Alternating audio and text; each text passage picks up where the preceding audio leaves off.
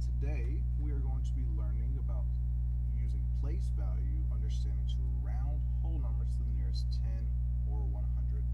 Our I can statement for today is I can use manipulatives such as base 10 blocks to develop an understanding and model the concept of rounding. So we're going to be working with rounding today. So before you got to third grade, you explored place value through tens and hundreds place using manipulatives such as base 10 blocks, hundreds chart, and number lines. So those are all the things that you already should know. I also wanted to go over some of the vocabulary before we got started to make sure that you understood the words that I was using. So estimate is a number close to an exact amount. So anytime we're estimating, we're not giving the exact amount, we're giving something that's close. An estimate tells about how many things there are. So for example, how many jelly beans are in the jar, we're going to estimate something close to it. We're also going to be working with place value, and that's the value a digit has because of its place in a number. So we're going to be dealing with hundreds, tens, and ones. And we're going to be rounding to the nearest 10 and also to the nearest 100. And then the new word is rounding, so round a whole number.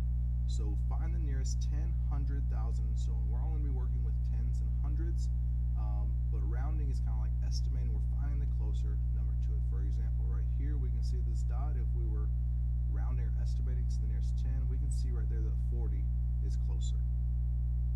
Now we're going to get into our problem for the day. This is the I do, in which I'm going to do a problem, and you're just going to listen and see what I do, so that you know what to do in a few minutes. At the circus, there were 262 people in attendance for the first show. Round to the nearest 10, how many people were at the state fair? So what I'm going to do is I'm going to make 262 using base 10 blocks. So here's 100, 200, and I'll need 6 tens. 1, 2, 3, 4, 5, 6, and then I also need 2 ones. Alright, so here is my number of 262. I'm just going to get these out of the way. So when we're rounding, and I'm going to use a pen here so that I can round, no, I'm rounding to the nearest 10.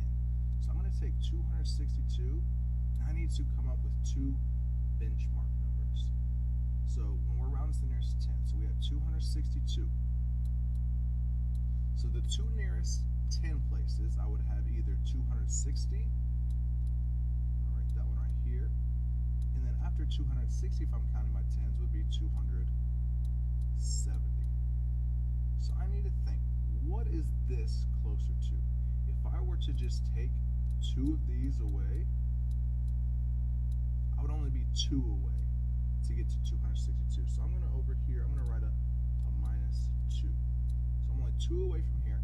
Now if I were to get from 262 to 270, let me see how many I would need. So that'd be 263, 264, 265, 266, let me get some more, 267, 268, 269, and then 270. So I would need 1, 2, 3, 4, 5, 6, 7, 8. I would have to add 8 to it to get to there. So I'm over here, I'm going to write a plus 8. And I want to know when I'm estimating or rounding, I want to know what the closest thing is. So when I'm looking at this, I can see I can either take away 2 to get to 260 as my benchmark number, or I would have to add 8.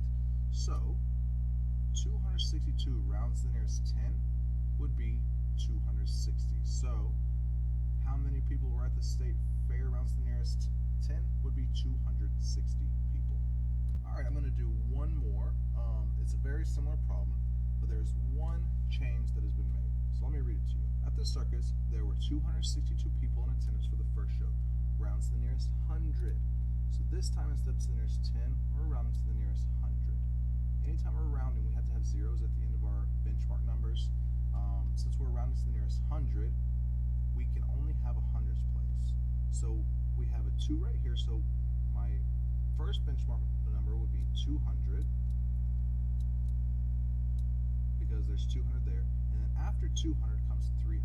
So I need to see if I'm rounding to the nearest 100, am I going to round to 200 or am I going to round to 300? So let's see here. Here I have my 262 laid out. Let me see how many it would take to get to 300. So there's 262, there would be 272, 282, 292, 93, 94, 95, 96, 97, 98, 99, and 300. So to get to 300, I would have to add 1, 2, 3. So 3 tens, so 30, and 1, 2, 3, 4, 5, 6, 7, 8.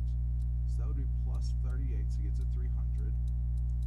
Or if I wanted to go to 200, I can see I could just take away all of these right here, which would be 10, 20, 30, 40, 50, 62. So looking at that, which one's closer? Taking away 62 to get to 200, which would be this, or just adding 38.